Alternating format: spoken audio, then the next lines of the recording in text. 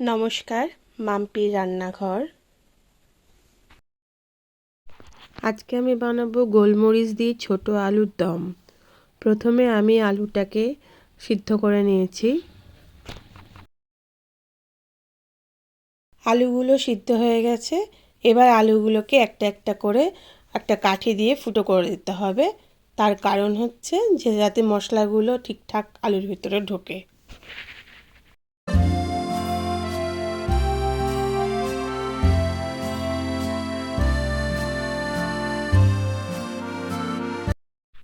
এখানে আছে সিদ্ধ করে রাখা ছোট আলু, এক টুকরো আদা, বেশ অনেকটা পরিমাণে গোলমরিচ আর পেঁয়াজ। এই রেসিপিটার আসল জিনিস হচ্ছে গোলমরিচ আর ছোট আলু।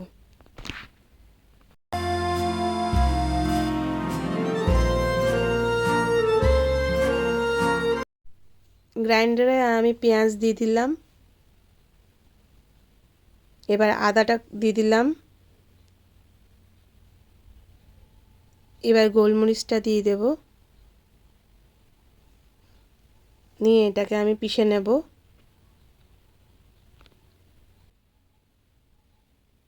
পেষা হয়ে গেছে, ঠিক এরকম দেখতে হবে। মশলায় আছে পেঁয়াজ, আদা, গোলমরিচ বাটা, জিরে গুঁড়ো, সামান্য হলুদ গুঁড়ো, নুন আর তেজপাতা আর পরিমাণ মতো তেল। কড়াই বসিয়ে দিয়েছি। এবার আমি পরিমাণ মতো তেল দেব। তেলটা গরম হয়ে গেছে, তেজপাতা দিয়ে দিলাম, একটু নাড়াচাড়া করব।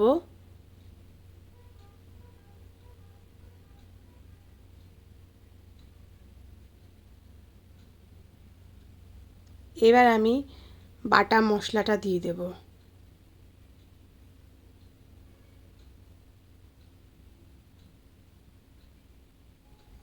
নিয়ে ভালো করে নাড়াচাড়া করব।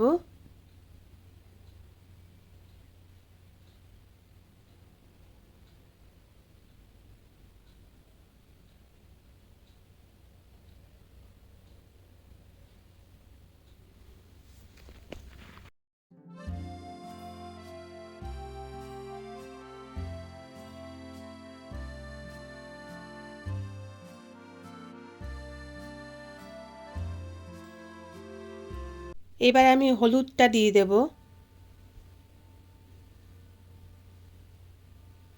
নুন দেব। নিয়ে ভালো করে মিশিয়ে নিতে হবে।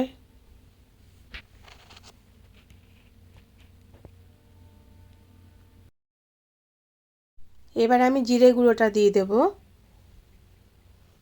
নিয়ে ভালো করে নাড়াচাড়া করে মিশিয়ে দিতে হবে।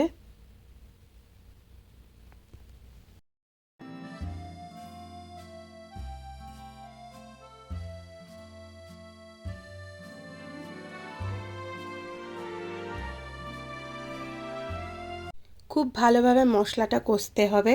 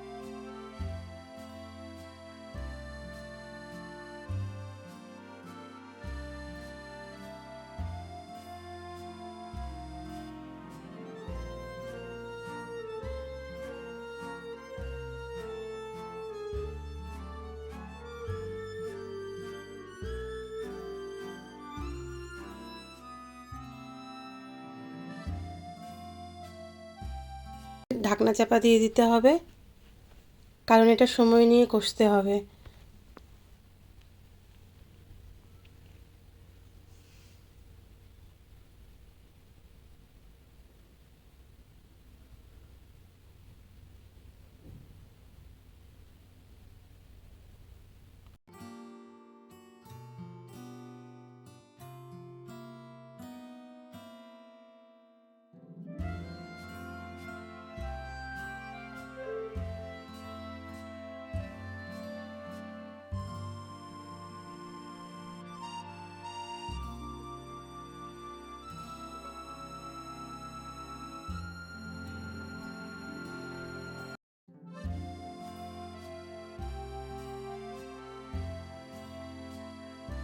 মশলাটা কষা হয়ে গেছে, এবার আমি আলুগুলো দিয়ে দেব।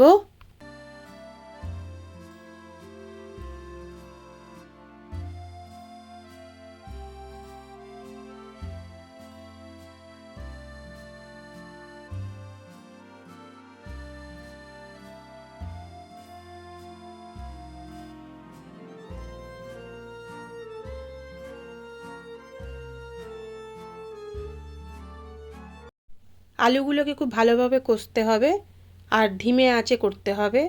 ঢাকনা চাপা দিয়ে দিয়ে ধিমে আঁচে কষতে হবে। আর এই রেসিপিটার জন্য মেন দুটো জিনিস করতে হবে, সেটা হচ্ছে খুব ধৈর্য ধরে কষে রান্না করতে হবে, আর একটা হচ্ছে গোলমরিচ দিতে হবে ঠিক পরিমাণ মতো।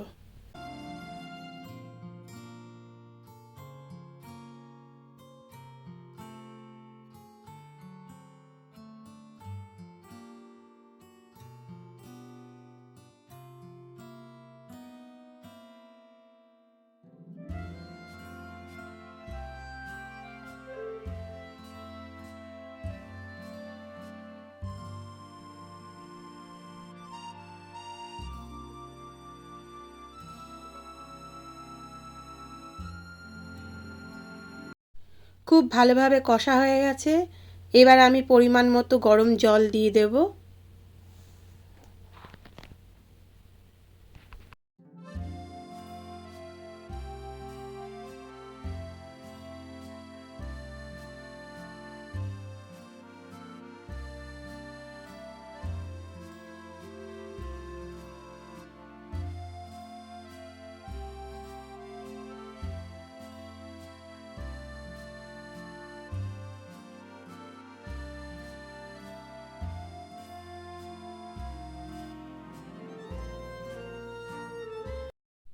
জল দিয়ে দিয়েছি, এবার ঢাকনা চাপা দিয়ে দেব।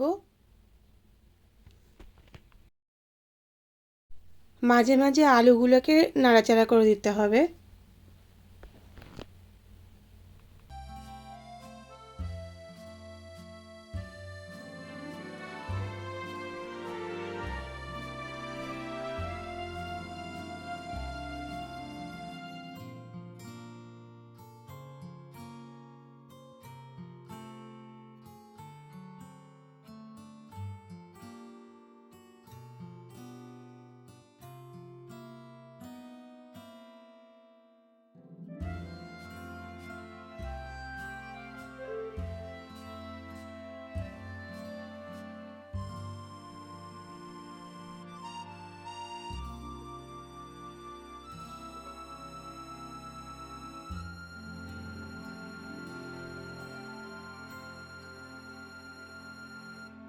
এটা হয়ে এসছে। এটা কিন্তু একটু ঝোল ঝোল থাকবে, একদম ড্রাই এটা ভালো লাগে না।